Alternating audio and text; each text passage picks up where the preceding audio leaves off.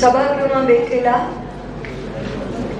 વિદ્યાભારતી અને લોહાણા સમાજના સૌ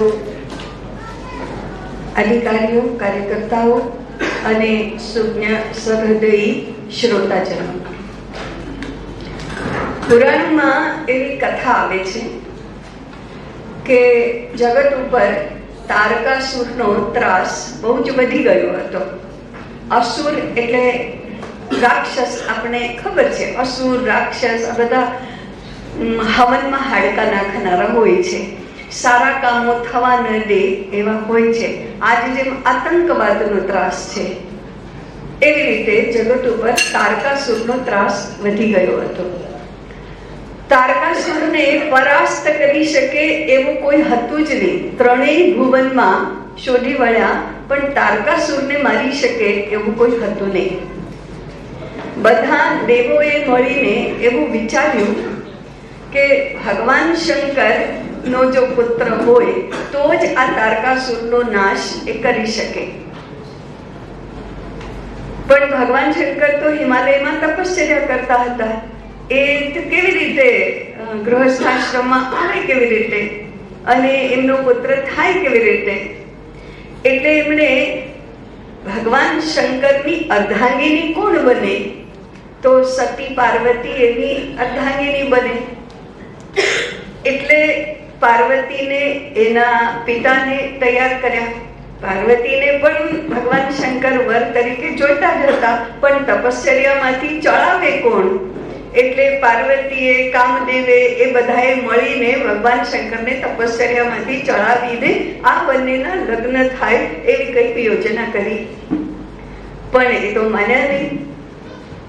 અને જ્યારે ભગવાન શંકરને ખબર પડી કે અરે કામદેવ મને લાલચાવવાનો ને આકર્ષવાનો પ્રયત્ન કરે છે, ત્યારે એમણે ત્રીજું નેત્ર ખોલીને કામદેવને જ ભસ્મ કરી નાખ્યો. હવે શું કરવું? તો સતી પાર્વતીએ તપશ્ચર્યા કરી કે મારે તો વર જોઈએ એટલે આ જ જોઈએ. તપશ્ચર્યા કરી એટલે આપણને તપશ્ચર્યા એટલે ખબર છે, ઉપવાસ કરવા, કઠોર સાધના કરવી, નિરાહારચર્યા એવી કઠોર જ રાખવી. છેવટે તપશ્ચર્યા કરતા કરતા કરતા પાંદડા ખાવાનું શરૂ કર્યું. પાંદડા પણ ખાવાનું મૂકી દીધું. એક જ સંકલ્પ નિશ્ચળ રીતે થયો કે ના, મારે તો આવર જોઈએ એટલે જોઈએ. એ તપશ્ચર્યાથી જે કામદેવના આકર્ષણથી ચલિત નહોતા થયા અને કામદેવને જ બાળીને ભસ્મ કર્યો હતો, એ ભગવાન શંકર પાર્વતીની તપશ્ચર્યાથી પ્રસન્ન થયા અને પાર્વતીની સામે પ્રગટ થયા અને કહ્યું, હું તો તારો દાસ છું. અને પછી બંનેના વિવાહ થયા. એ બંનેનો પુત્ર એટલે કાર્તિકેય. દેવોની સેનાનો એ સેનાપતિ બન્યો અને એ સૈન્યએ, કાર્તિકેયના સેનાપતિ પદ હેઠળના એ સૈન્યએ તારકાસુરનો નાશ કર્યો અને જગતનું કલ્યાણ કર્યું. કહેવાનો અર્થ એ કે આજે પણ આતંકવાદ કાયદાઓથી કે લશ્કરથી પરાસ્ત થવાનો નથી. આજે પણ આતંકવાદનો ત્રાસ એટલો જ છે. આજે પણ ભ્રષ્ટાચાર એવો જ છે. આજે પણ અસુરક્ષા એટલી જ છે. આજે પણ રાત્રે બહેનો તો શું, સારા માણસો એકલા બહાર જઈ શકતા નથી. આજે પણ લૂંટ થાય જ છે. આજે પણ બળાત્કાર થાય જ છે. એ વખતે નામ તારકાસુર હતું. આજે કદાચ અફઝલ ગુરુ હોય. હકીકત તો સ્વરૂપ તો એનું એ જ છે. આજે જેમ આઈપીસી છે, ઇન્ડિયન પિનલ કોડ છે, આજે પણ મિલિટરી પણ છે, પોલીસ પણ છે, અર્ધલશ્કરી દળો પણ છે, આજે પણ સંસદ છે, આજે પણ એનો વિરોધ કરનારા બૌદ્ધિકો પણ છે, આજે પણ એનાથી ત્રાસનારા સામાન્ય લોકો પણ છે. પણ આતંકવાદ જતો નથી, ભ્રષ્ટાચાર જતો નથી, બળાત્કાર ઓછા થતા નથી. કારણ કાયદાથી દૂર થઈ શકે એવું આ બધું કશું હોતું જ નથી. અનિષ્ટોનો નાશ યાંત્રિક રચનાઓથી ને વ્યવસ્થાથી કદી થતો નથી. અનિષ્ટોનો નાશ એક માણસના હૃદયમાં રહેલા સારાપણાથી થાય છે. એ સારાપણું તપશ્ચર્યાથી પ્રાપ્ત કરેલું હોય છે. તપશ્ચર્યા હંમેશા કઠોર પરિશ્રમ, સાધના, ત્યાગ, આત્મત્યાગમાં હોય છે.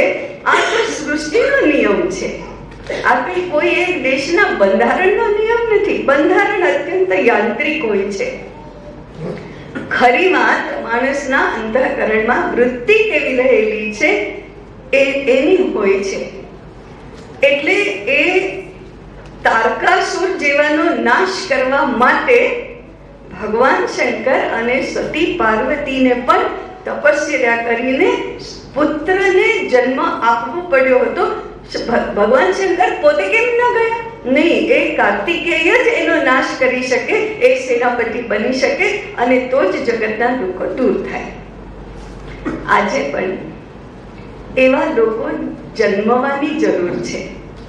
આજે એવા લોકો મેડિકલ સાયન્સ અને એન્જિનિયરિંગ અને આઈટી અને કોમર્સ અને મેનેજમેન્ટ ભણીને તૈયાર થવાના નથી.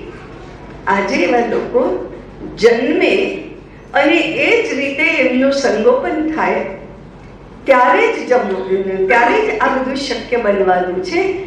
એવા બાળકોને જન્મ આપવા માટે, એની શક્યતાઓ નિર્માણ કરવા માટે સમર્થ ભારત કેન્દ્ર છે.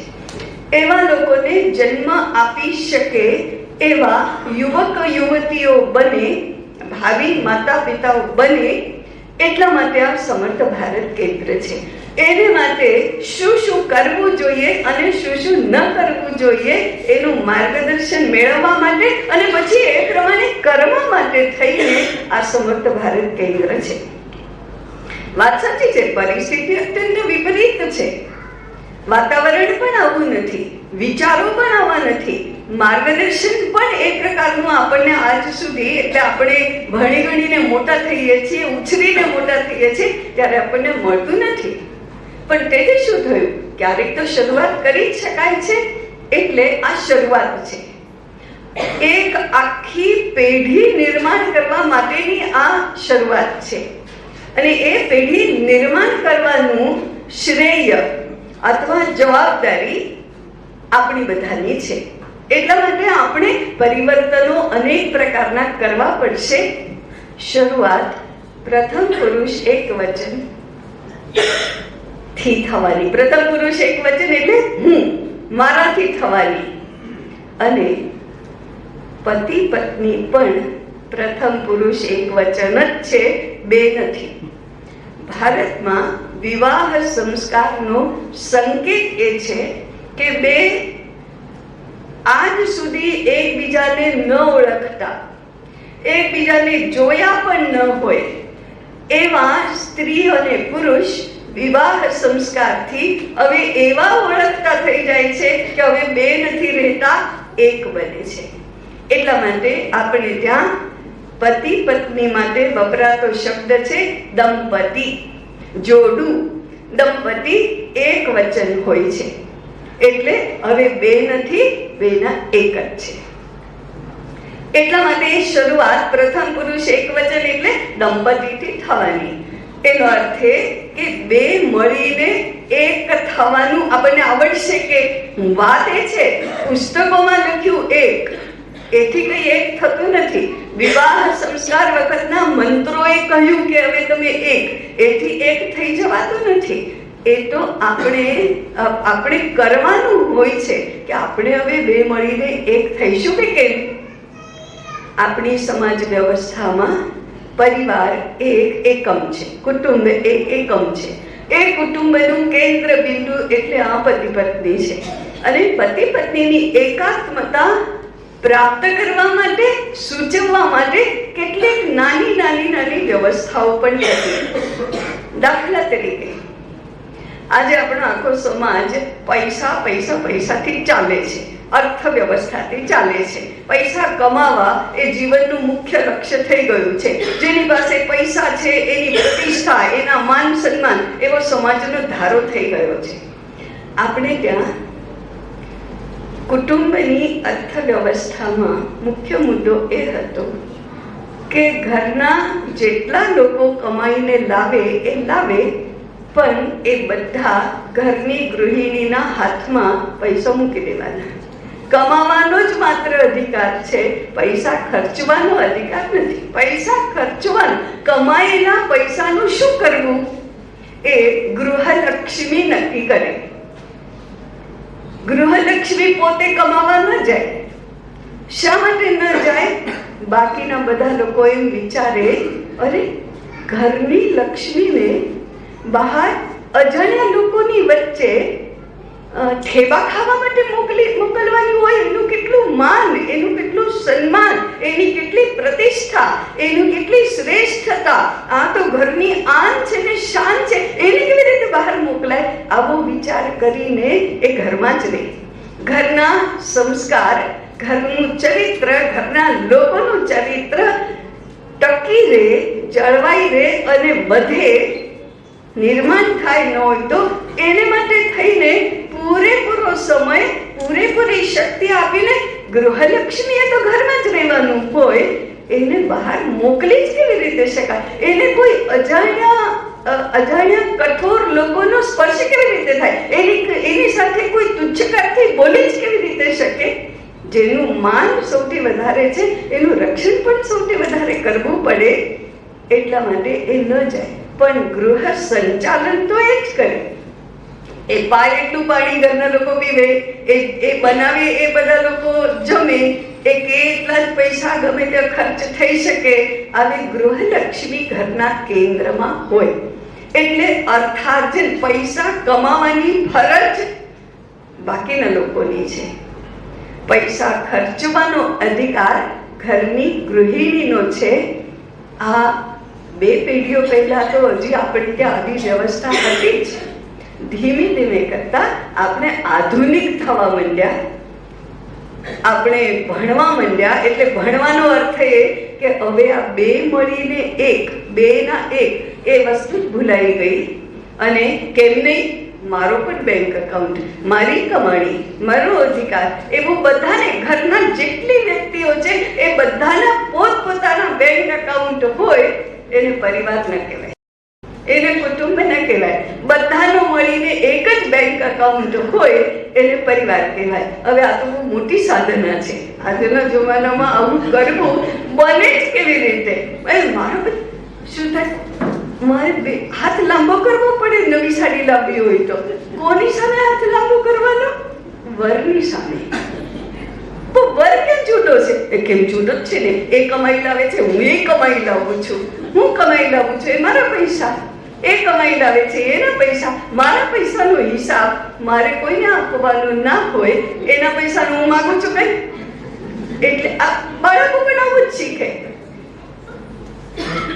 એ ઘરમાં બે જણા વચ્ચેની એક ઉદાહરણ જોયું મેં.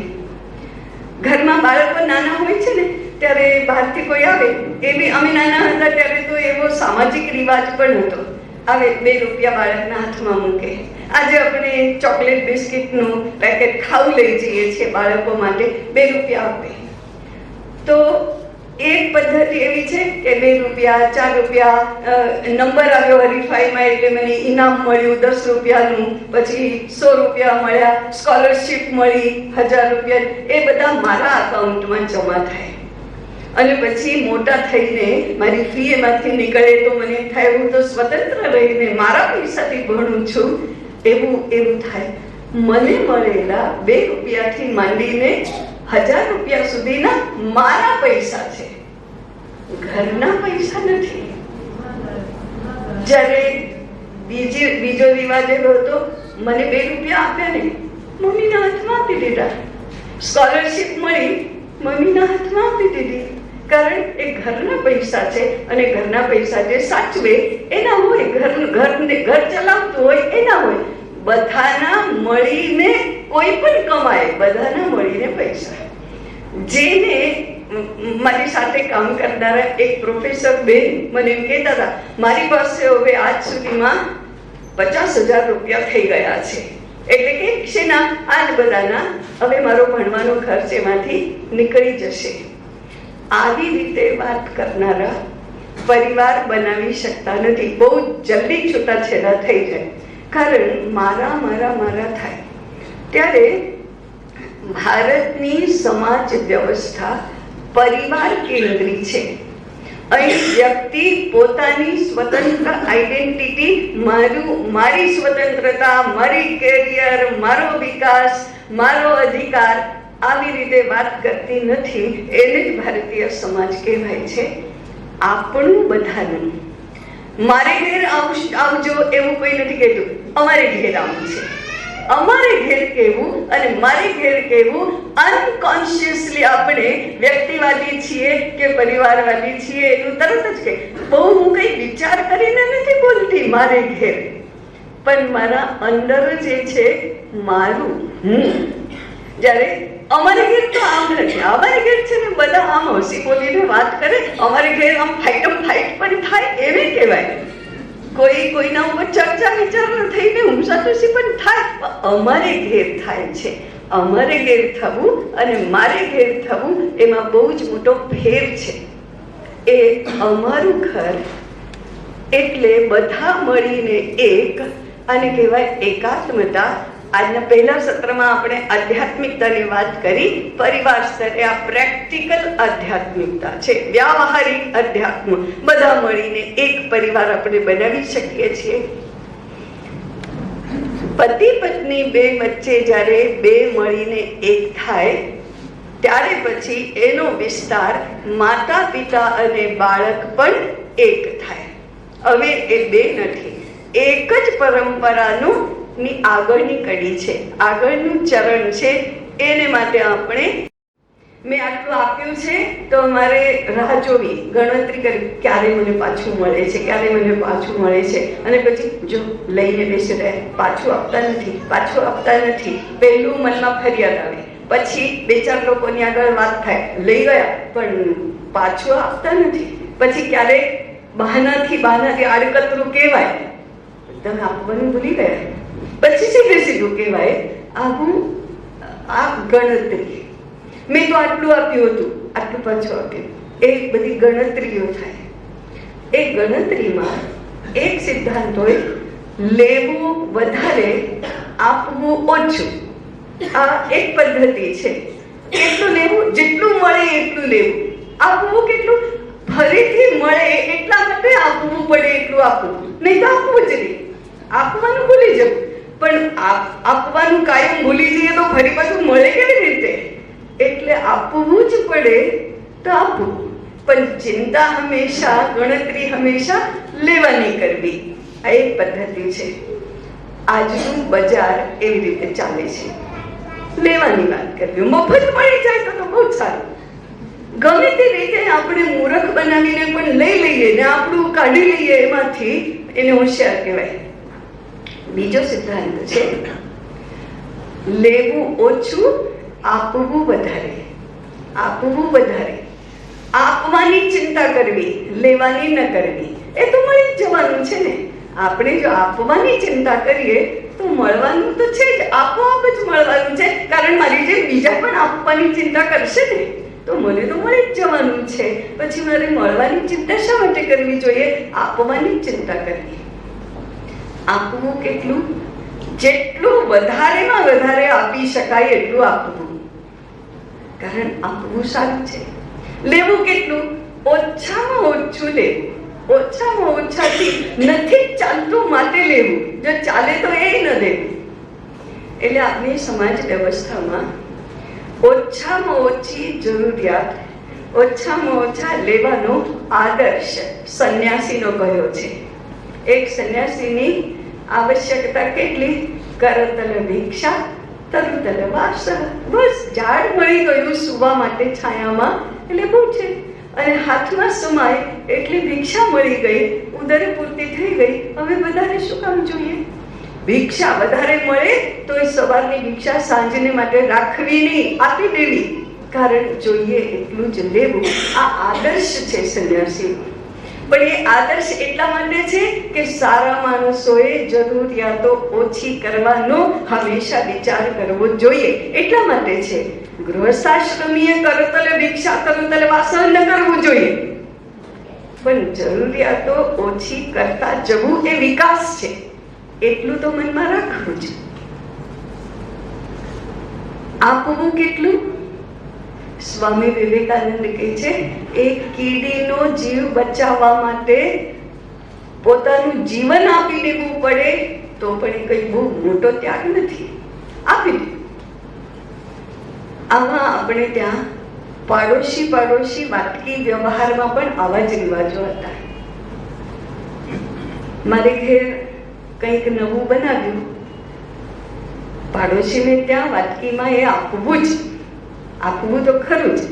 એટલા માટે નહીં કે તળાવાની સુગંધ ત્યાં પહોંચે છે એટલે એ લોકો ચર્ચા કરશે કે આમને ત્યાં આવું બન્યું છે, એટલા માટે નહીં. નજર લાગી જાય નહીં તો પછી અભાવો અદેખાઈ આવે, એટલા માટે નહીં. સ્વાભાવિક રીતે જ મેં જો આજે કંઈ લાડુ બનાવ્યા હોય કે ભજીયા બનાવ્યા હોય તો આપ્યા વગર કેવી રીતે, આપણા લોકોને આપ્યા વગર તો કેવી રીતે ખવાય, એટલા માટે આપવું. પાડોશી પણ આપે જ આપણને, પણ પછી ખાલી વાટકી પાછી ના આપવી. જેટલું મળ્યું હોય એના કરતા થોડું વધારે ઉમેરીને આપવું.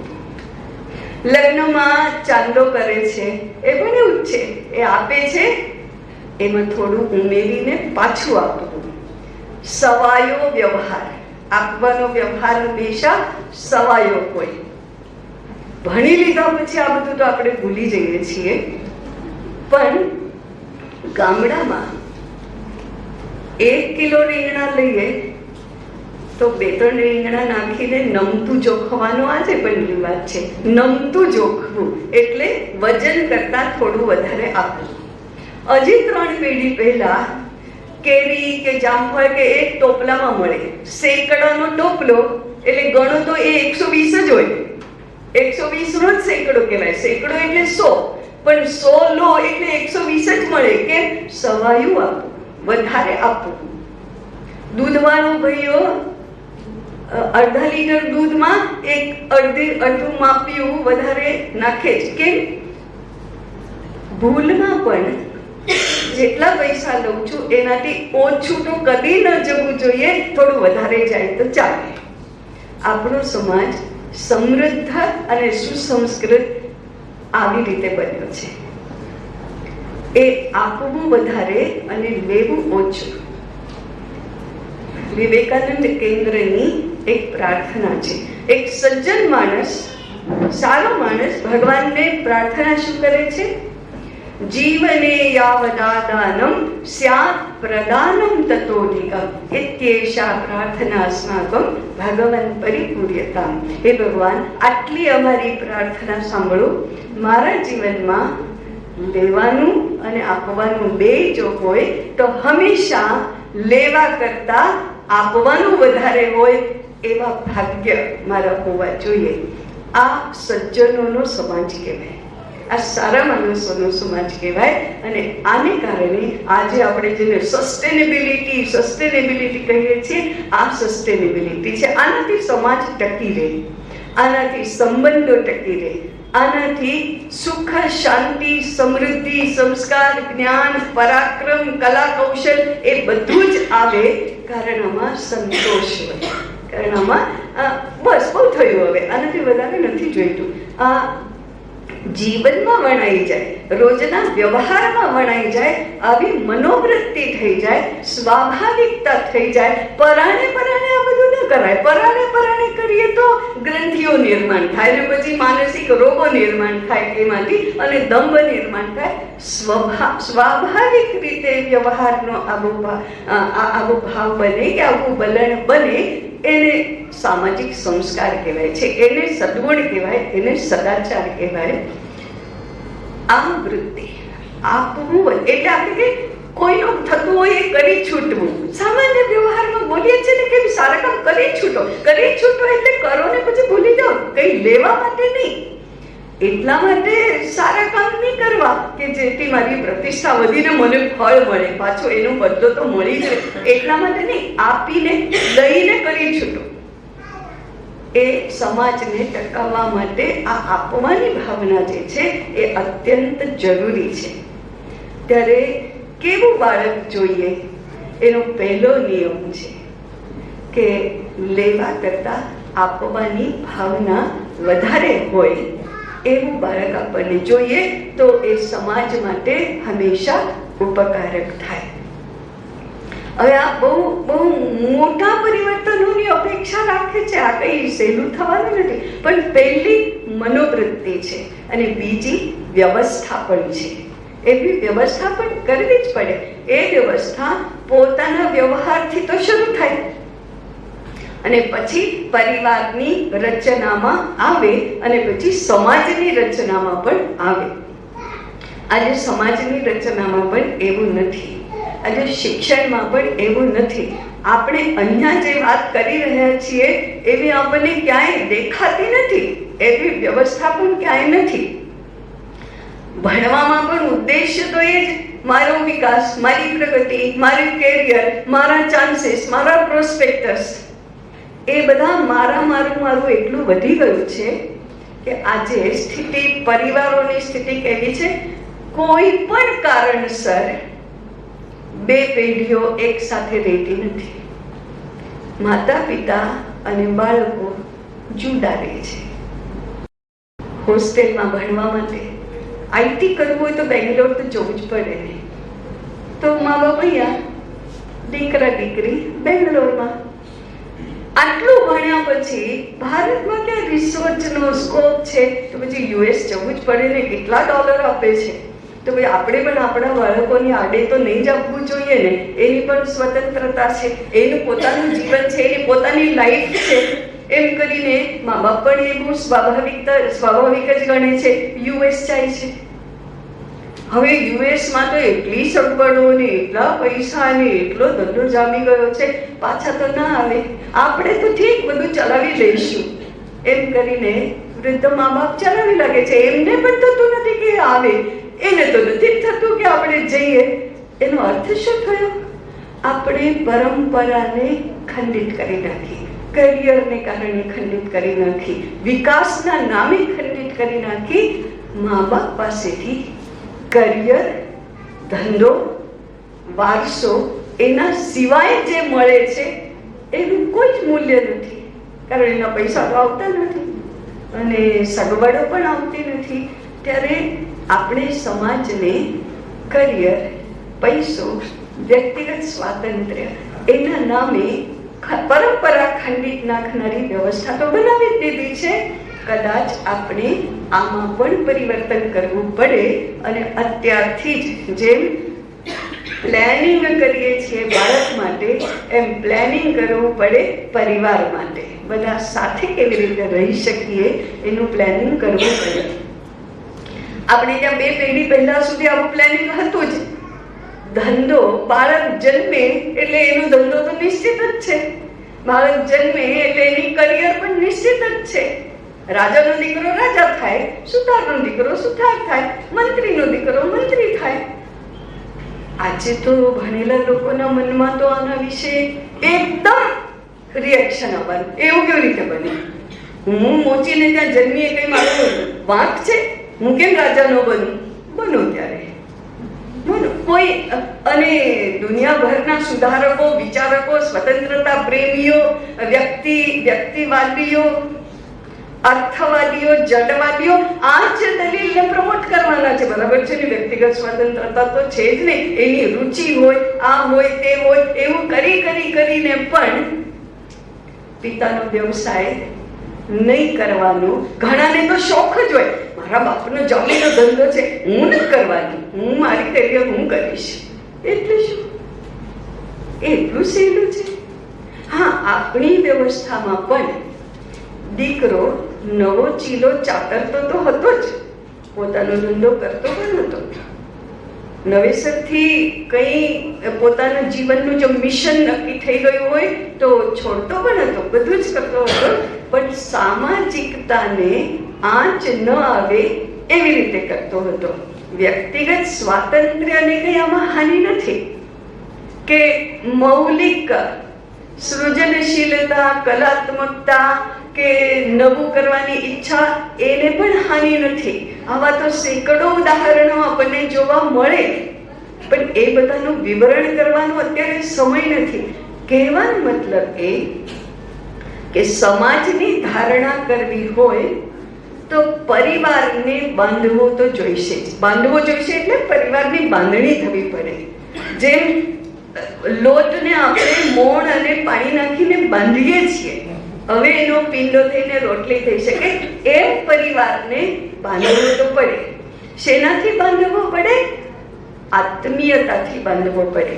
આપણે એકબીજાના છીએ એ ભાવનાથી બાંધવો પડે. મને એક છોકરી મળી, એને બ્લુ રંગનું સ્વેટર પહેર્યું હતું. મને ખબર હતી કે આને બ્લુ રંગ ગમતો જ નથી. તો મેં એને પૂછ્યું, અરે તને આ ગમતો નથી બ્લુ રંગનું, તો પણ તે સ્વેટર કે પહેર્યું? આખી સિઝન પહેર્યું એને શિયાળામાં. મારી મમ્મીએ બનાવ્યું છે. તો વ્યક્તિગત ગમો અણગમો એ ગૌણ છે. મમ્મીએ પોતાની જાતે બનાવ્યું છે એ વધારે મહત્વનું છે. આને બાંધવું કહેવાય, આને સ્નેહ સૂત્રથી બાંધવું એમ કહેવાય. એને બનાવ્યું છે. આજે હું ઘરમાં સેન્ડવિચ બનાવું છું. મારે તો ખાવાની નથી, મારે તો રવિવાર છે એટલે મારે તો ઘણા લોકોને બહુ જ ભાવે છે એટલે બનાવી. શેને માટે? આત્મકેન્દ્રી, સ્વ કેન્દ્રી નથી, પરિવાર કેન્દ્રી છે. એને ભાવે છે માટે. તો કોને માટે આપણે પ્રેમથી, લાલચથી નહીં. આજે એને જો સેન્ડવિચ ખવડાવીશ ને તો કાલે હવે મને બજારમાંથી લઈ આવવાનું હશે તો લઈ આવશે. એ પછી એને ફોસલાવ, એવી ગણતરીથી નહીં. આપણા તો મોટા ભાગનું બધું એવી ગણતરીઓથી પણ ચાલતું હોય છે. એવી ગણતરીથી નહીં. એને મારી પાસેથી કશું જ જોઈતું નથી, મારે એની પાસેથી કશું જ જોઈતું નથી. તો પણ હું આને માટે શું કરું, અને જેટલું કરું એટલું ઓછું. એવું જ્યારે મનમાં થાય કે આટલું કરી નાખું તોય ઓછું જ છે, આટલું કરી નાખું, આ પણ લઈ લે, આ પણ લઈ લે, આ પણ લઈ લે, આ પણ કરી નાખું. એ જે પ્રેમની અને બીજાને માટે કરવાની જે ભાવના છે એનાથી પરિવાર બંધાય છે. એનાથી જે બંધાય છે એ પરિવાર જ કહેવાય. એવી બાંધણી પરિવારની આપણે કરવી પડે. તો પછી એવા બાળકો એમાં જન્મે, અને તો પછી બાળકોને સામાજિકતા જુદી શીખવવી ન પડે. મેં હમણાં જેમ આપણે પહેલા એમાં જોયું ને કે પાણી તો મૂળને પવાય, ડાળા પાંદડાને ન પવાય. તો એ મૂળિયા, અંગ્રેજીમાં એને કહે છે મૂળિયા, એ જીવન રસ ઇમ્બાઇબ કરે છે. આપણે તો મૂળને પણ નથી નાખતા, આપણે તો માટી ઉપર જ પાણી નાખીએ છીએ. એ માટીમાંથી એ નીચે ઉતરે છે. મૂળિયા એને ગ્રહણ કરે છે, એને કહેવાય ઇમ્બાઇબ કર્યું. અને પછી અંદરથી ઉપર જતા ડાળીઓ, પાંદડા, ફૂલ અને ફળ સુધી પહોંચે છે. એ જે જીવન રસ છે, પાણી જીવન રસ બની ગયું. મૂળિયા હોય એને જીવન રસ બનાવી દીધો. તો જ્યારે પરિવારમાં બાળકને જન્મ આપનારા માતા પિતાની પોતાની ભાવના, પોતાના વિચારો, પોતાના વ્યવહારો આવા થાય એટલે આવનારા બાળકો એને ઇમ્બાઇબ કરે. એને વેલ્યુ એજ્યુકેશન જુદું ના આપવું પડે.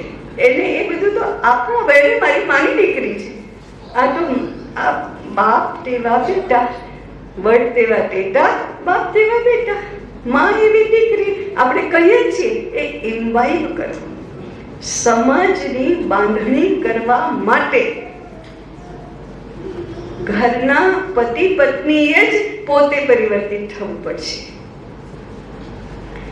યુગોથી આપણે ત્યાં આવી જ ભાવના બાળકોને જન્મ આપતી વખતે, ઉછેરતી વખતે આપવામાં આવતી હતી. એક ઘરમાં દીકરાનો જન્મ થયો. એના સસરાએ એટલે ઘરના મોભીએ પુત્રવધુના પિયરમાં સમાચાર આપ્યા. શું આપ્યા? ગાયોનો ગોવાળ આવી ગયો છે. એટલે શું? ગાયોનો ગોવાળ એટલે વૈષ્ણવ પરિવાર છે. સમાચાર આપવાની પદ્ધતિ શું છે? એ સમાચાર આપવાના એક વાક્યમાં જ બધા જ સંસ્કાર અને બધો જ ઇતિહાસ આવી ગયો. કામ અવની ને આકાશ વિશે તારું હોજો ઉજળું નામ. એટલે શું કે અવનિ અને આકાશ એટલે સંપૂર્ણ સૃષ્ટિમાં તું એની દરકાર કરનારો બનજે. એને દૈવી કામ કહેવાય ને. દેવો હંમેશા પરોપકાર કરે, દેવો હંમેશા રક્ષણ અને પોષણ કરે, દેવો હંમેશા આપણને જોઈતું હોય એ બધું આપે.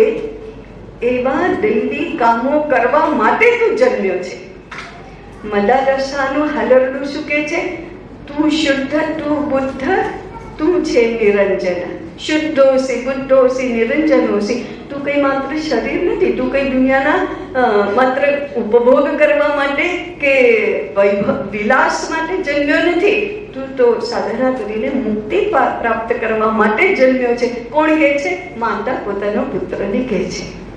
જન્મ પહેલાથી આવી અપેક્ષા રાખવી એ પણ આપણા સામાજિક સંસ્કાર જ છે. સૃષ્ટિનું, સમાજનું, અન્નનું કલ્યાણ ઈચ્છવું ને એને માટે પોતે કરવું, આવી જ અપેક્ષા બધાની પાસેથી રાખવામાં આવે છે. ગો બ્રાહ્મણ પ્રતિપાલ, ગાયો અને બ્રાહ્મણો. બ્રાહ્મણો એટલે વિદ્યા ક્ષેત્રના લોકો અને ગોપાલ એટલે સમૃદ્ધિ ક્ષેત્રના લોકો. એમ આપણે કહીએ તો ચાલે, પ્રતિનિધિ તરીકે.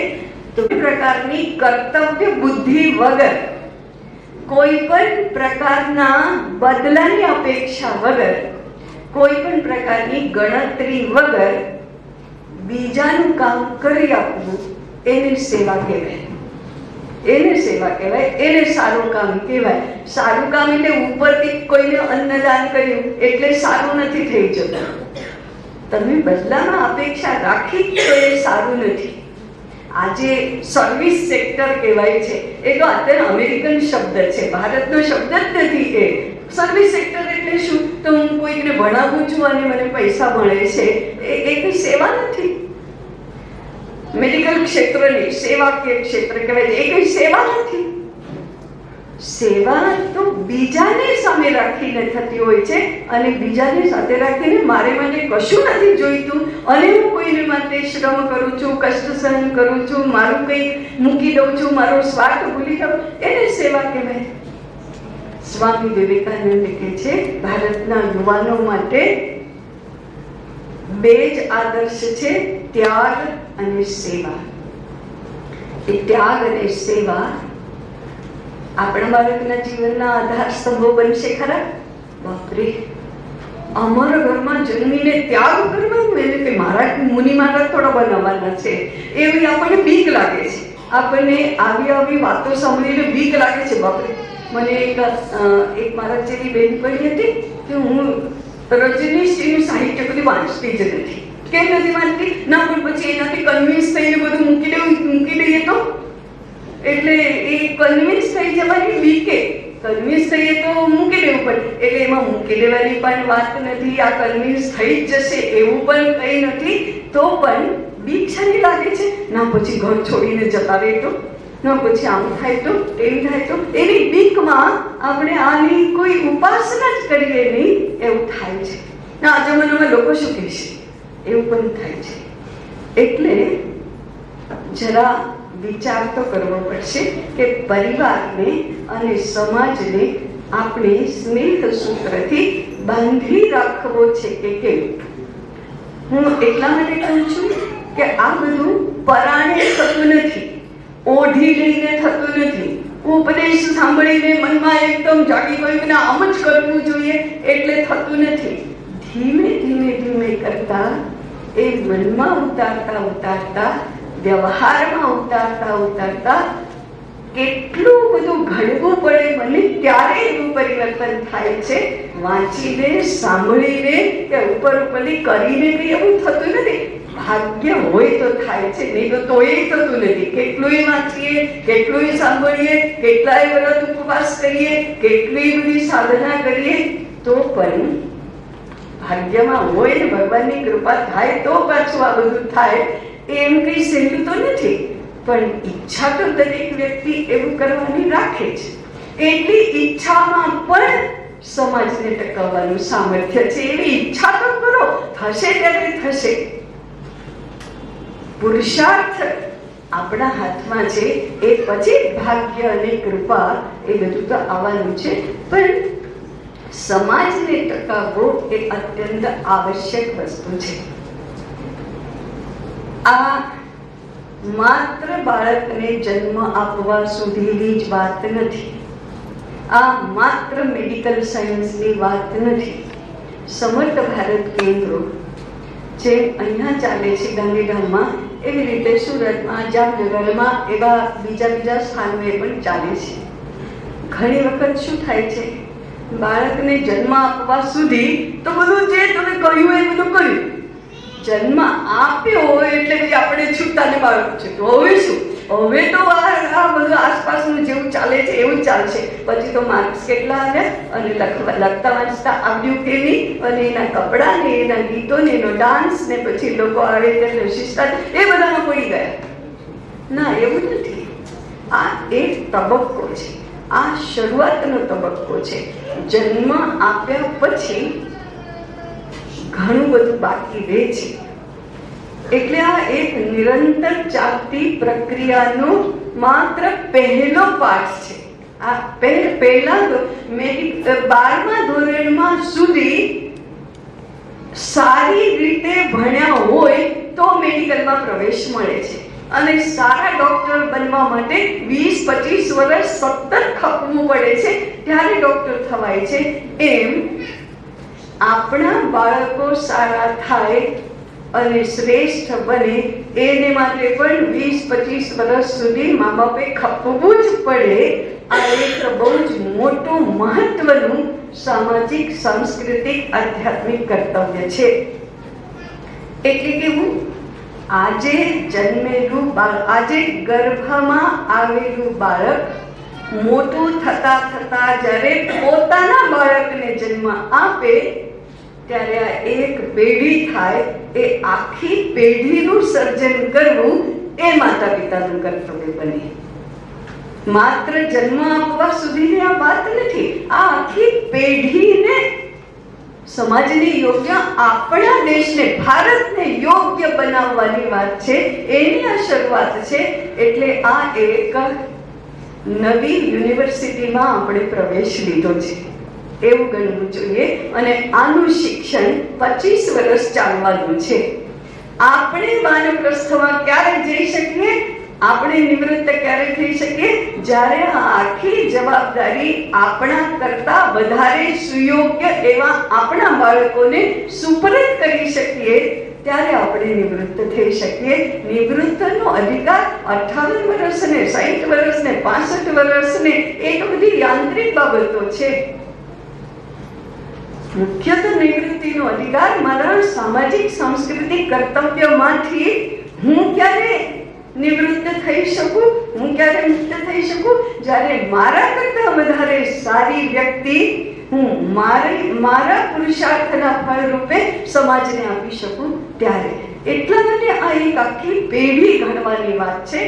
વિદ્યાલય, મહાવિદ્યાલયની પેરેલલ ચાલતું આ એક બીજું શિક્ષણ કેન્દ્ર છે. આ એક બીજી પરંપરા છે જ્યાં ઘર પરિવાર ચાલે છે. એક બાજુ વિદ્યાલય છે, બીજી બાજુ ઘર છે. ત્યાં પણ 20-25 વર્ષ ખપવાનું છે, અહીંયા પણ 20-25 વર્ષ ખપવાનું છે. ત્યારે અહીંથી પણ નિવૃત્ત ત્યારે જ થવાય, અહીંથી પણ નિવૃત્ત ત્યારે જ થવાય. એનું આ પહેલા ધોરણનો પહેલો દિવસ છે એમ આપણે ગણવું જોઈએ. પહેલા ધોરણમાં એડમિશન થયું. ડ્રોપ આઉટ અમે ભારતમાં ઘણો છે. આમાં પણ ડ્રોપ આઉટની શક્યતા તો છે કે બાપરે, સ્કૂલ જોઈને જ ઘણા બાળકો તો રડવા માંડી પડે એવું થાય. આવું બધું બીજી વખત નથી આવતું, એવું પણ થાય.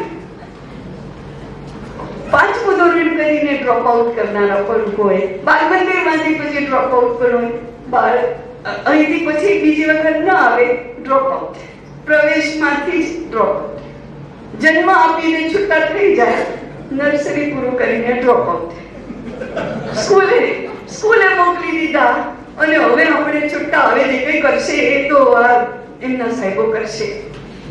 5મું ધોરણ ભણીને ડ્રોપ આઉટ. એમાં ડ્રોપ આઉટ થતો એ ભણાવીને એને કરિયરે વળગાડી દીધો, હવે અમે છૂટા, ડ્રોપ આઉટ. એ પણ ડ્રોપ આઉટ નહીં, ગયા જ નહીં આપણે તો વિદ્યાલયમાં ભણાવવા માટે, એવું થયું. આવ્યું, આપી દીધું, છૂટા. આવ્યા, આપી ફી ભરી દીધી, છૂટા.